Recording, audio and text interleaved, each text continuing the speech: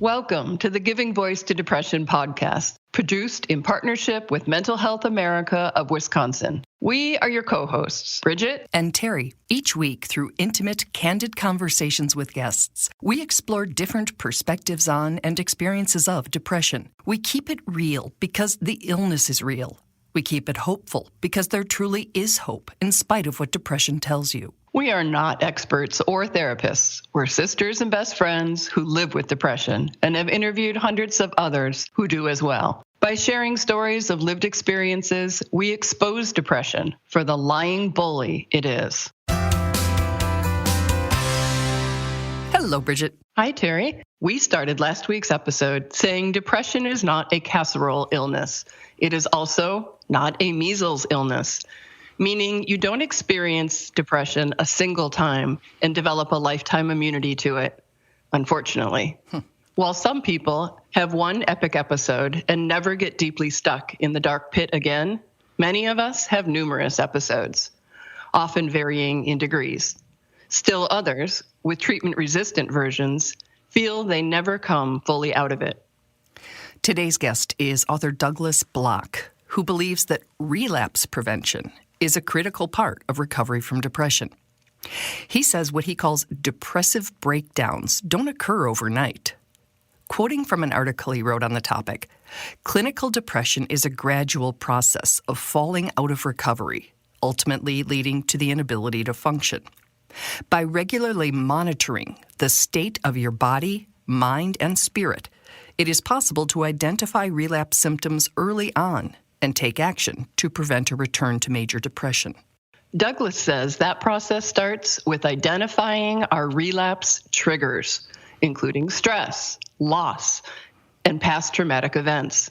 Here is Douglas talking by phone with Terry, giving his voice to depression.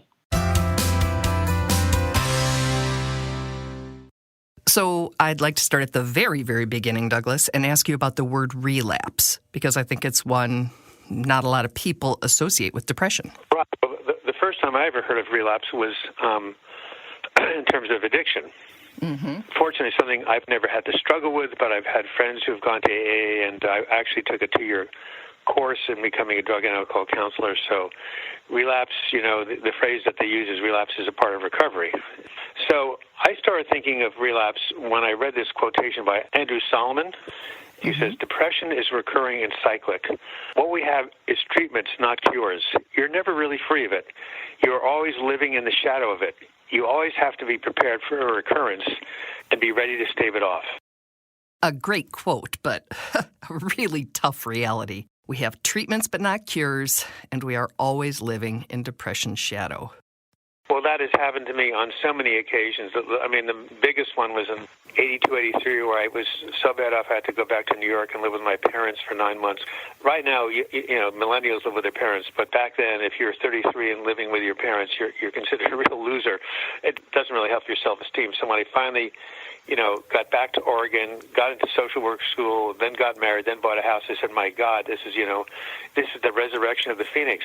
Nothing can go wrong now. Until 16 years later, when it did. I was shocked that I've had a relapse or had this return to me. And so finally when I got out, I realized that when I recovered, I realized that this is something you cannot assume that after you've gone through an episode that it will not happen again. You have to basically practice preventative medicine. And we will talk about that, but I think we should also say that we shouldn't be living in fear either, right? You can't be looking over your shoulder all the time. Well, that's an excellent point, because in my case, even though I've never attempted suicide, I've been extremely suicidal. So there was a point after I recovered when I was walking around thinking, I didn't do it this time, but maybe next time. It was almost an obsessive fear. And what I finally learned, or what I finally adopted, was the AA, Alcoholics Anonymous, one day at a time idea, which is do not go out into the future and project what's going to happen. Take a deep breath, focus on what's in front of you and how you're going to make it through the day, and that's all that you need to worry about. And don't worry about some sort of relapse down the line or some sort of, a suicide attempt down the line, but just focus on the here and now. Yeah, living in fear about a relapse can really be detrimental to your mental health and to your peace of mind. Douglas says we need to be able to identify and recognize our unique triggers and be on the lookout for symptoms of depression and anxiety when they get activated.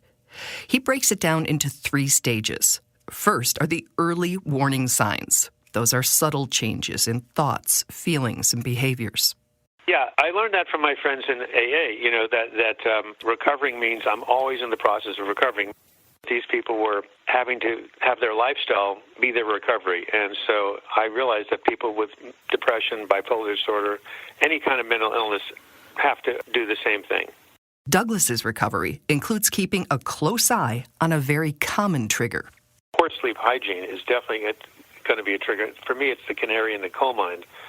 Yeah. When my sleep starts to go south and I wake up in the middle of the night and can't get back to sleep and get anxious, I know that I have to be on the lookout. As a matter of fact, all 4 of my so-called nervous breakdowns were started by insomnia. So for me, that's something that I really need to pay attention to.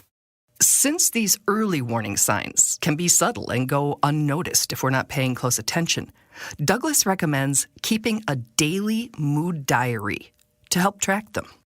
Every day, before I go to bed, on a 1 to 10 scale, I rate how my mood was during the day and how much anxiety I had. And it's just, I find that by charting things and logging things, it gives you a sense of control over them. And also you get to see if my mood is going from a 5, 6 out of a 10 to a 2 or 3 over a period of weeks, you're kind of in a slide. It sounds very, very simple and something that's almost self-evident, but the process of writing down your mood or keeping track of things in journaling, I think, is very, very helpful in a way of doing self-inventory and examining how you're doing. Yeah, and I'd imagine that would be a very valuable document to present to your doctor, therapist, psychiatrist, or whoever you're going to see to sort of document how you're feeling, because they always ask, when did the symptoms start? And we always say, I don't know, maybe a week or 2 ago, because it's kind of hard to know for sure. So I think having it documented would be really helpful for that as well. Yeah, especially since depression can sneak up on you, and it can come very, very subtly. So if you look back, my mood started to, on October 10th, I noticed my mood started to get below the 5 out of 10 scale. Maybe that's when I start to kind of very gradually start to feel not myself. So when you see those numbers slipping, exercise self-care.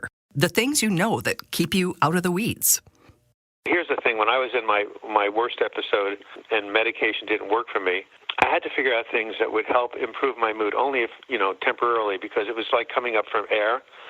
Like when you're horribly depressed and suicidally depressed, you're like floundering around in water trying not, to drown, and you're looking for lifelines and things, to grasp. And so one of the things I did, which of course is now scientifically proven, was I started to, exercise, work on getting my endorphins going in my brain. Of course, social support is so important, so whenever I felt down, I called somebody else, on and on, all these different things that you can do that one of them by himself might not make a difference, but if you combine 5 or 6 or 10 different coping strategies or self-care activities, it can definitely, keep your mood at a certain level. It's just sort of like, getting enough sleep and eating well if you don't want to get a cold. If, despite your best efforts, your symptoms worsen and start to interfere with your normal ways of functioning, you're now in what Douglas calls stage 2, the beginning of crisis, when things are breaking down. There's denial and addiction. I guess there could be denial and depressive breakdowns. You're thinking, no, this can't be happening again. So I think normally there's a point in which you don't really want to face it. But at some point, when your moods are at 2 or 3 out of 10, when you're waking up 3 or 4 times a night, can't get to sleep, when you're just having really bad thoughts, you're starting to withdraw from people. You have to say, okay, things are breaking down. So, the first thing I tell people is, well, call your therapist, call your counselor, call your prescriber. And then hopefully you have go-to people that you can really tell them, hey, I'm having a hard time here. I just need to, let you need to know that, and I just want you to be available if things start to get worse. When the symptoms of stage 2 have not been successfully resolved, you risk moving to stage 3, where Douglas says you're not preventing relapse anymore. When you're in a really bad depression, you never think it's going to end. It doesn't matter how many people tell you it will. It doesn't matter the evidence that's presented. Has that been your experience, that you feel like it's forever? Yep. Yeah, something must happen in the brain in some way. I don't know if you could look at brain circuitry or, kind of ask a neuroscience to really identify what is truly going on biochemically, but whatever it is, the state of consciousness it produces is one of hopelessness and despair. And that, to me, is the biggest warning sign of, potential self-harm coming down the pike. It's a horrible thing to feel that, you're in here forever. It's agony. It's the worst kind of pain I've ever felt. It's just, a horrendous state to have to experience. And therefore, the words, "this too shall pass," are a very good antidote to that, assuming that a person can really, believe that. Yeah, and as you said, it's difficult, if not impossible, to believe when you're in it. Yeah, I remember I used to argue with people. I mean, this minister who basically told me I was going to write another book, and I laughed at him. I said, part of the reason is I'm depressed. Part of the reason I'm having this breakdown is because I'm out of juice. I've dried up. There's no hope that I'll ever have another creative thought. And how dare you tell me that I'm going to do this? And of course, sure enough, a year later, I was writing the book When Going Through Hell Don't Stop after I came out of it. But while I was in it, I was actually insulted that people would dare to tell me that I was going to come out of it. That's how stuck I was in my perception, which it really just shows you how, don't believe what your mind is telling you, because Absolutely. it can give you wrong information. But we've been trained to trust it. So it's a tricky one. It's a very, very tricky one. It's a devious illness. When you're depressed, if you've gone through a number of episodes like I have, after a while you get trust the other people, because as much as I think that my reality is true, past experience, looking back, tells me it isn't true. So therefore, this time around, but even then when you know intellectually or rationally that you should believe in their vision that you're going to get better still on some gut emotional level because of the way your brain is dysregulated, you still feel that you're not going to come out of this, and there's still that sense of hopelessness. So it's so important to first try to prevent it, and then if you're in it, then try to do everything you can to get better. One of those things is being kind to yourself, holding yourself responsible only for the things you can control. You're more vulnerable than the average person, and so if you have a relapse, you did the best you could.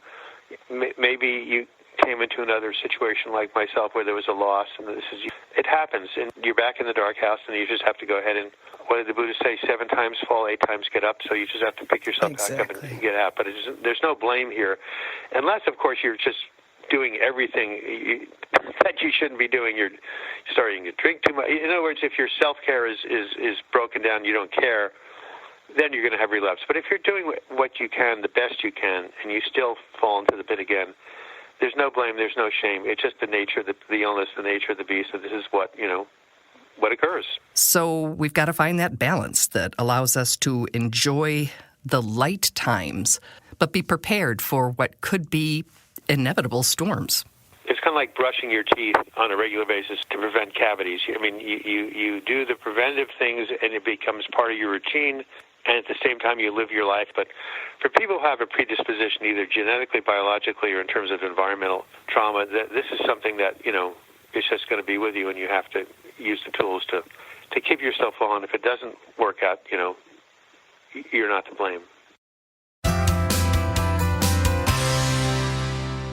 Yeah, that ability to sort of check in and even subtly check in and realize the thoughts that you're having, the feelings you're having, your energy level, like he says, your sleep, are you eating, are you making good food choices, are you staying hydrated? I mean, there's so many things on that, like, to-do list. It kind of reminds me of when a baby's crying, like, are they wet? Are they hungry? Are they tired? It's like, I have to do that for myself. For my brain. Am I drinking water? Am I sleeping? Am I talking to my sister a lot? The daily mood diary, I think, would be such an awesome tool. And I think that, the way I would do it is more likely just putting an actual number on the date on my calendar. I still use a paper calendar. And, again, if you start seeing, this has been a week now, that which I'll be very honest and say, and you know this already, I did, and this interview, I like hearing from people how the interviews, how the episodes have impacted them, educated them, maybe challenged them. And this one did me. When I was doing this interview with Douglas, I was definitely on the slide, I don't know which of the stages with him, somewhere 1 or 2. I had not yet gone into an actual episode, but I could tell, something was coming. You can hear the train whistle. And when he said, if your self-care is broken down, you're going to relapse. Like if you're not doing the things work. And it was just the kick I needed, because I was like, exactly. I'm not. I'm absolutely not. So told you, did some socializing this week, even though I'm not terribly social. I started to see a new therapist. And as you say, started making better choices for myself regarding exercise and getting outside. You did it so quickly, Terry. I mean, it was within 12 hours, you were like back to yourself again. And I was like, ooh, right? That is such good knowledge. But it was, 10 days maybe of the slide. So I didn't do it very quickly. I didn't start very quickly, but I did respond quickly. So that's just a good, real life example that these things can work. And I do feel better. I also just made darn sure to be taking my meds at the same time every day and not missing one, which I think I had. So anyway, I'm grateful to Douglas for sharing that little kick in the fanny for me and his research and his information, which we will be linking to the article. So you can print it if you want. Yeah, it was exactly what you needed to hear, and I appreciated it too. Thank you, Douglas. And there's a little play on the word responsible that I really like, and it's response-able. So being able to respond, that requires a little bit of self-witnessing and self-reflection and then action. But I love that. Response-able, responsible. Nice. Thank you. I love you, and I'm so glad you're back, Bugalug. Thanks, son. We'll be Bugalug. Oh my gosh, we'll be back next week. Great, now they know that. Therese Marie. Okay. Bye.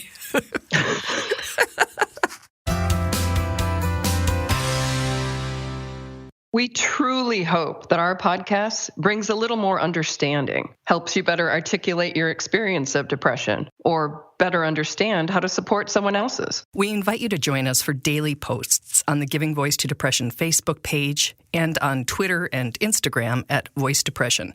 It is a comfort to be among fellow travelers on depression's dark road. And remember, if you're struggling, speak up. If someone else is, listen up.